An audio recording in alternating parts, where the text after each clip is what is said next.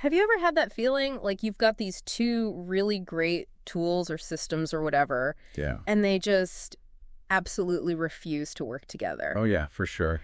It's like you're trying to fit a square peg in a round hole, you know? I know exactly what you mean. Like, especially these days, trying to get two pieces of software to talk to each other Right. when they just don't speak the same language, so to speak. Yeah, it can be so frustrating. That's kind of the problem that we're going to be tackling in this deep dive today. Yeah, that's exactly it.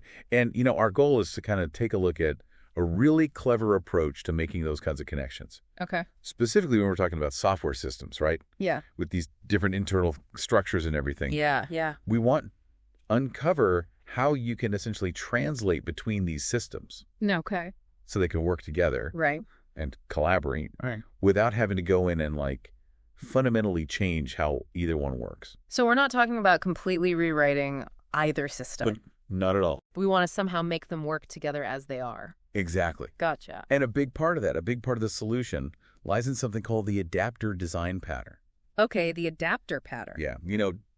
Don't let that term design pattern throw you off. Yeah, it sounds a little intimidating. Yeah, I know, but just think of it as a proven strategy, like a blueprint for solving this exact kind of integration problem. Okay, so it's like we've got this common problem that comes up again and again. Exactly. And the adapter pattern is a way to address that problem. Yeah, it's all about composing and configuring different software components. Okay. So they can work together, to achieve something bigger. To achieve some greater goal. Right. Like imagine you've got those two fantastic tools we were talking about, right? Yeah. Maybe they're like different apps, right? Mm-hmm. And each app has crucial data, but they can't share it. Right. So the adapter pattern is a way to build that missing link, that bridge. So we're building a connection between these two things to let them talk. Yeah, that's a perfect way to put it. All right, cool. It's a really fundamental concept in software design. Okay. It's part of a family of patterns that are all focused on structuring our code effectively. Gotcha. And the adapter pattern, it really zeroes in on that challenge of communication. Okay. Between things that are, inherently kind of incompatible. So this is about more than just software. Yeah, I mean, the concepts can apply elsewhere. It's really about getting different things to work together, right? Yeah, that's it. Okay, so let's dig into this a little bit more. Right. What is the core problem that the adapter pattern is really designed to solve, at its heart? So the central problem comes up when you have these classes, right? Mm-hmm. From different frameworks, maybe different libraries, Okay. even just different parts of a system, and they need to interact, Okay. but they don't really have a common way of doing so. Like they're speaking different languages. Yeah. They're from different countries. They don't know how to communicate. Right, they might offer similar functionalities, right? Okay. But the way you ask them to do things. Like the specific commands, you mean? Yeah, like the methods they use, the type of data they expect as input, Okay. it's completely different. Gotcha.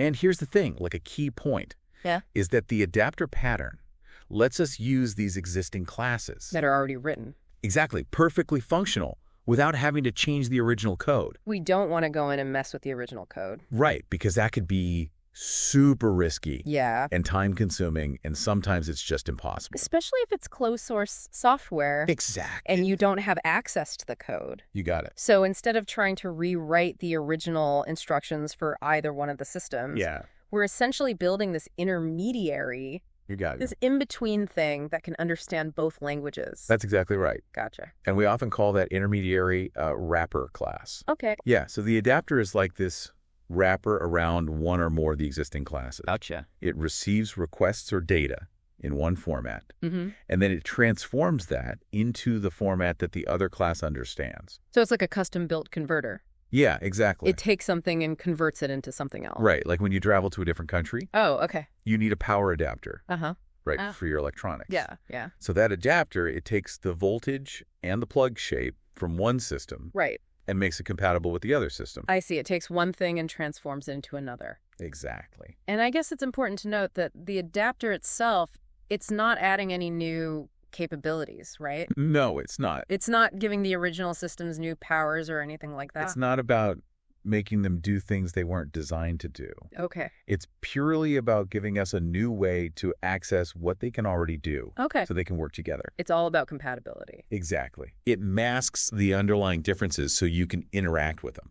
So it's about making existing capabilities available, but through a different interface. Exactly. Okay, that makes sense. Yeah. Now, our sources use this example of a tourism agency. They call it AgeTour. Right. Can you explain how this scenario helps us understand the adapter pattern? Yeah, so the AgeTour example is a great way to see this in action. Okay. So imagine they've got this existing software system that handles, like, bookings for hotels and flights. Okay. Right? It's got its own way of representing a booking, its own commands for checking availability and all that. Gotcha. Now, they want to expand their services, right, to include car rentals. That makes sense, yeah. So they buy this separate piece of car rental software. Right. But here's the problem. The way this new software is structured, the classes it uses for booking, checking options, it's totally different from their existing system. So now they have two systems that can't talk to each other. Right. It's like they operate on different principles. Gotcha. So the poor AgeTour employee trying to book a whole vacation package. Yeah. They're stuck juggling two systems. Right. One for the hotel and flight, and then a separate one for the car. Exactly. That sounds super inefficient. It is. And probably really prone to errors. You got it. So the ideal solution, I imagine, would be to somehow integrate those two systems. Yeah. Exactly. So the employee can do everything from one interface. Right. So they can manage the hotel, the flight, and the car all in one place. Right. Exactly. But the key here, and this is where the adapter comes in.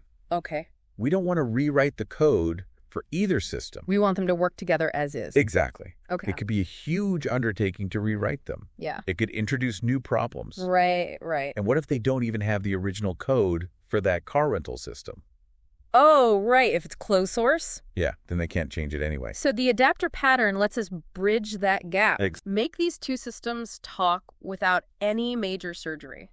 That's it. Now, this seems really useful for a lot of situations, not just software.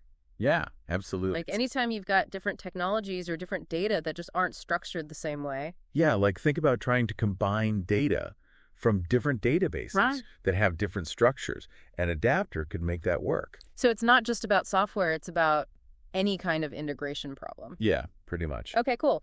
Now, our sources mention two main ways to implement this adapter pattern. Yeah, that's right.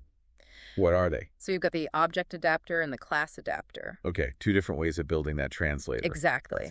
And to understand how they work, we need to talk about the key parts involved. Okay. Our source calls these the participants. Okay, the participants. Yeah, so first up we have the existing class. Okay, the existing class. And in our AgeTour example, this would be that car rental class they bought. The one that needs to be adapted, our source calls it Masane Incuriata. Masane Incuriata. Yeah, which is actually Romanian for car rental. Oh, interesting. Yeah, then we have the used class interface. Okay. And that's like the target, what the AgeTour system already uses. Right. Our source calls it patchetouristic. Patchetouristic. Which means tourist package. Okay, so the existing class needs to be made to look like that used class. Exactly. Right. And then finally we have the adapter itself. Okay. Which our source calls Patchet Masane Incuriata. Okay, so that's the thing that connects the two. Yes, it allows the existing class to be used, like the used class. It's the translator. Exactly. Gotcha. So let's talk about the object adapter first. Okay, so with the object adapter, the adapter class actually contains an instance of the existing class. Okay, it holds a reference to it. Right, and it also implements the used class interface. So it's promising to behave the way the system wants it to. Exactly. Yeah. And because it implements that interface, it has to provide all the methods defined in it. It has to have all the right commands. Yeah, and the key is how it does that, what happens inside those methods. Okay, so what's going on inside the adapter? So inside the adapter, it makes calls to the specific methods of the existing class. So it takes the request and translates it. Exactly. And sends it to the existing class. That's a multilingual interpreter. I see. It listens in one language and speaks in another. Exactly. It delegates the work to the existing class, but through a compatible interface. Okay, that makes sense. So what about the class adapter? How does that one work? So the class adapter, instead of holding an instance, it actually inherits from the existing class. Okay, so it becomes a subclass. Right, and it still implements the use class interface. Gotcha. And when the adapter needs to use the existing class's functionality, it can call the methods directly. Because it inherited them. Exactly. Okay. But there's a limitation here. Oh, what's that? Java, for example, it doesn't allow multiple inheritance. Okay. So a class adapter can only inherit from one class. Right. So if that use class interface is also a class, you have a problem. It can't inherit from both. Right. So often the object adapter is more flexible in Java. Okay, so that's a good thing to keep in mind. Yeah, it is. So when is it best to use the adapter pattern? When should we think about using this?